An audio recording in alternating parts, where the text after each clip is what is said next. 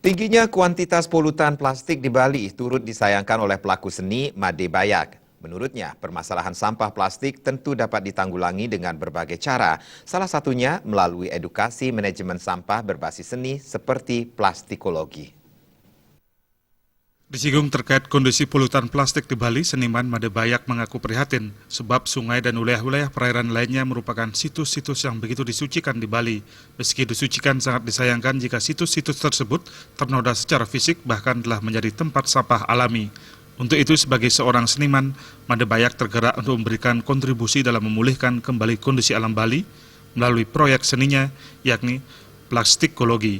Dengan plastikologi, sampah-sampah plastik yang usang dapat disulap menjadi berbagai karya seni seperti lukisan bahkan patung.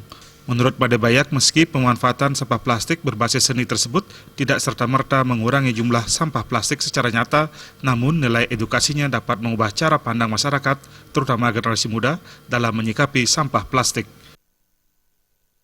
Kalau real memang mengulangi masalah sampah yang ada di sungai atau di laut misalnya, itu bisa dibilang masih jauh, tapi edukasinya, liputan dari media, kemudian menambah orang semakin banyak memperhatikan masalah sampah itu. Nah, terus mereka membuat inisiatif lain, membuat bank sampah atau apa itu yang bagus. Jadi ini harus bersama-sama gitu. Nah, plastikologi itu letaknya sebagai kampanyenya gitu.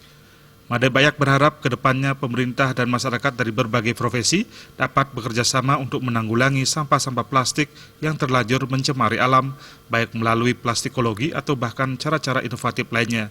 Edukasi dini dalam manajemen sampah seperti plastikologi dinilai penting untuk mencegah pencemaran lebih banyak oleh sampah plastik di kemudian hari. Diah Pertiwi dan Riyaso Bali.